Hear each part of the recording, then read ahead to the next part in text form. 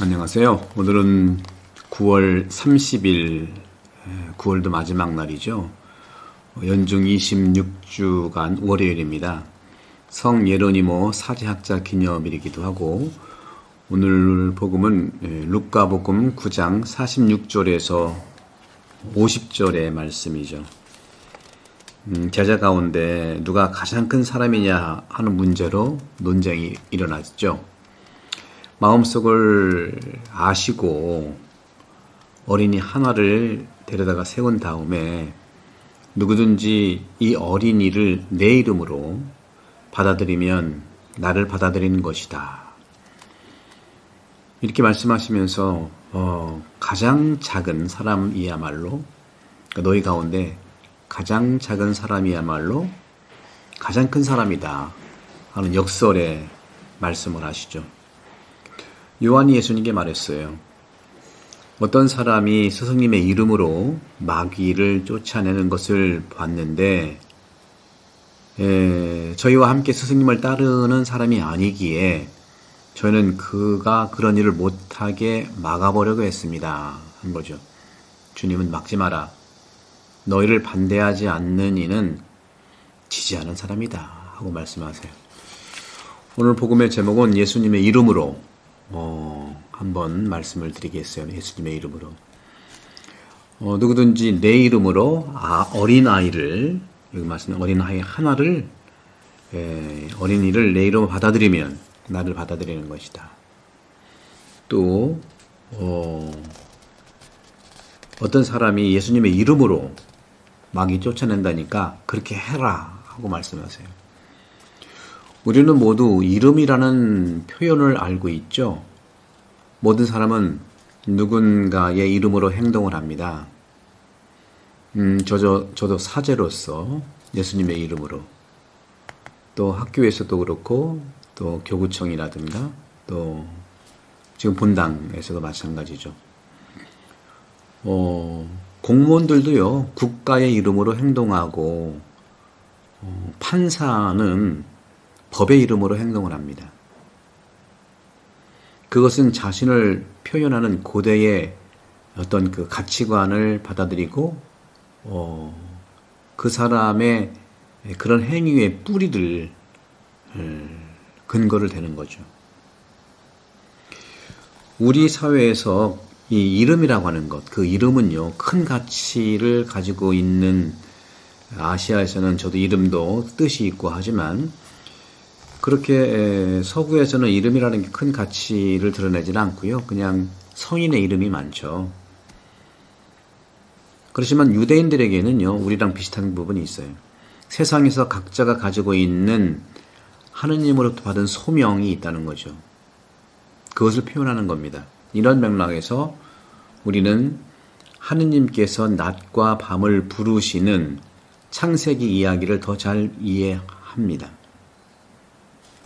하늘과 땅과 또 그 이름을 가지고 그것을 창조하셨잖아요. 창세기 1장 3절에서 10절. 그런데 창세기 2장 20절에 보면 아담은요, 동물들의 이름을 또 짓도록 초대받은 겁니다. 하느님으로부터. 이렇게 이름이라고 하는 것은요, 상당한 하느님의 소명이 담겨 있는 거죠. 이름으로 창조됐고요. 이러한 것은 결정적인 의미를 갖고 있는 거죠. 하느님께서 창조했다는 겁니다. 지금도 하느님의 이름으로 살아가는 것이 창조의 연장이에요. 심지어 나중에도요, 사람들은 아마도 사건을 기념하거나 의도된 목적에 따라 장소에 이름을 붙이곤 하죠. 우리 한국만 하더라도 동네 이름은 그 지역의 형태라든가 이름을 따고, 서구 사람들은 전부 도로 이름이 사람 이름이에요. 바로 이런 성서적 가치에서 나온 것이지 않나. 우리도 이제 몇몇은 충무로, 이순신 장군 묘잖아요. 이런 식으로 이제 서로 이제 발견되기도 하지만, 하느님께서는요, 예언자들과 일부 사람에게 특별한 이름을 주셨어요. 하느님의 이러한 작은 이름을 하느님, 즉 야훼라 부르고 있으니 바로 이것은 그 이름이 항상 너희와 함께함을 얘기하는 것이다 하고도 우리가 말할 수 있는 것이죠. 그런 점에서 봤을 때 우리는 이런 차원에서 보게 될 때에 그리스도께서 당신 자신을 모든 사람과 동일시하기 때문에 우리에게 사람을 하느님처럼 대하고 당신의 이름으로 그들을 환영하라고 요청하고 요구하시는 거예요. 그래서 나를 받아들이는 사람은 나를 보내신 분을 받아들이는 것이다 하고 말씀하시잖아요. 내 어린이를 내 이름으로 받아들이면 나를 받아들이는 것이다. 그리고 나를 받아들이는 사람은 나를 보내신 분을 받아들이는 것이다. 너희 가운데서 가장 작은 사람이야말로 가장 큰 사람이다 하고 말씀하시죠. 이런 차원에서 봤을 때 우리는 어떤 차원에서도 볼 때는 삶을 살아가면서도 우리가 이런 차원을 볼 수가 있는 부분이 있죠. 그런데 내 이름으로 받아들인다는 거, 나를 받아들이면 나를 보내신 분을 받아들인다거나 이런 말들을 이 사람을 저 사람으로 착각하라는 게 아니에요. 만약 그런 일이 일어난다면 그건 겉으로만 얘기하는 거잖아요. 겉으로.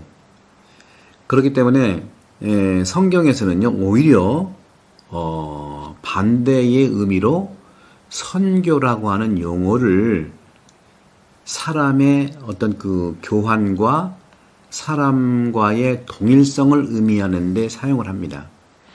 선교는 뭐예요? 바로 예수님께서 명령하신 것을 내가 그대로 예수님의 이름으로 다가가는 거잖아요. 그래서 유대인들은요 존중과 존귀함 그리고 영광을 받으시는 분은 오직 하느님 한 분이라는 거고 모든 것보다 가장 존경받을 분임을 알고 있는 거예요. 우리는 구약의 예언자들처럼 하느님께서 사람들을 보내셨기 때문에 사람과 선교사, 즉 예언자가 말하는 것을 존경하는 거예요. 사제를, 수도자를, 예언자를 왜 존경합니까?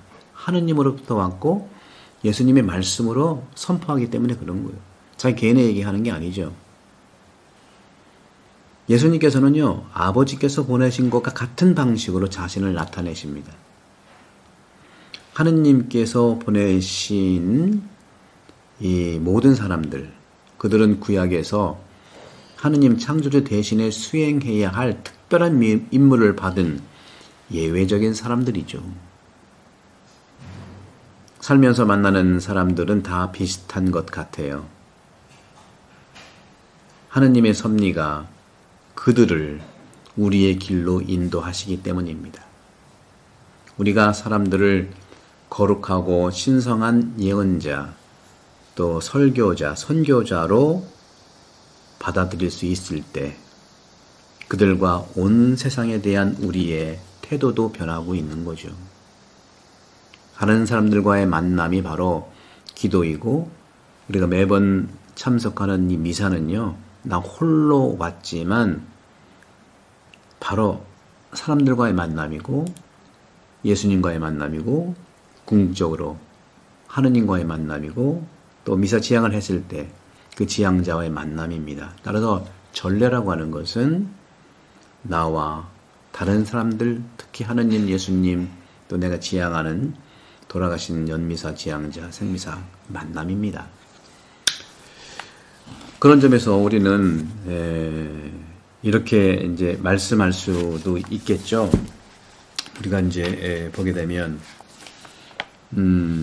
당신의 이름으로 마귀를 쫓아내는 사람을 봤는데 여기서는요, 이 말씀에서는 또 다른 묵상을 할 수가 있어요. 우리도 역시 그리스도의 이름으로 다른 사람들에게 다가가야 한다는 것이죠. 사도들은 그를 사명으로 받아들였지만 어떤 의미에서는 저도, 여러분도, 우리 각자도 사도입니다.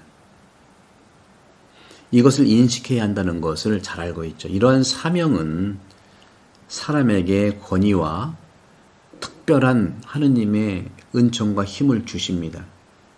이러한 능력 때문에 사도들은, 또 우리는 낯선 사람이 마귀들을 쫓아낸다는 소식을 듣고 깜짝 놀라지만 바로 그건 다른 게 아니라 예수님의 이름으로, 예수님의 말씀으로 하기 때문에 역시 주님의 뜻인 거죠. 이 샤바드강 공의에는요, 하느님 백성의 예언적, 사제적 역할에 대해서 강조합니다. 이야기하고, 이것은 주교와 사제의 위계적 권력을 해체하는 것이 아니에요. 해체하는 방식이 아니라 오히려 그것에 뿌리를 두고 있는다는 거죠. 다시 말하면 그리스도인들을 그리스도와 동일시하는 데 있음을 보여주는 방식이에요.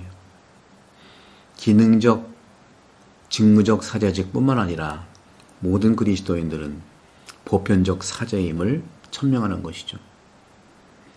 우리의 힘을 깨닫는다면 그 한계도 깨달아야 될 것이 아니겠습니까? 자신이 참으로 그리스도와 동일시 되었다고 누가 말할 수 있겠습니까? 각자의 가능성에 따라 그 모델에 그리스도면 그리스도, 하느님은 하느님, 예언자면 예언자, 마리아면 마리아, 그분들에게 도달하도록 노력하는 것입니다. 여러분들의 도움으로 많은 책이 좀 나간 것 같아요. 그러나 여러분들 계속해서 저는 이 말씀학교의 이 두 가지죠. 지금 해안본당에서는 마르코복음을 계속 하고 있어요. 그리고 또 이 영혼돌봄도 많은 사랑을 받고 있는데, 저는 35년 사제 생활을 하고 앞으로도 주님께서 허락하시는 한까지 이 영혼돌봄과 말씀학교, 이 두 개의 축을 가지고 오늘 복음에서 말씀하신 것처럼 예수님의 이름으로 봉사하도록 하겠습니다. 많은 분들 성원해 주시고 또 축복해 주시고 또 많이 이 책 구입해 주시고 마르코 복음 또 이렇게 하고 있는데 축복해 주시기 바랍니다. 성부와 성자와 성령께서는 여러분 모두를 강복합니다. 감사합니다.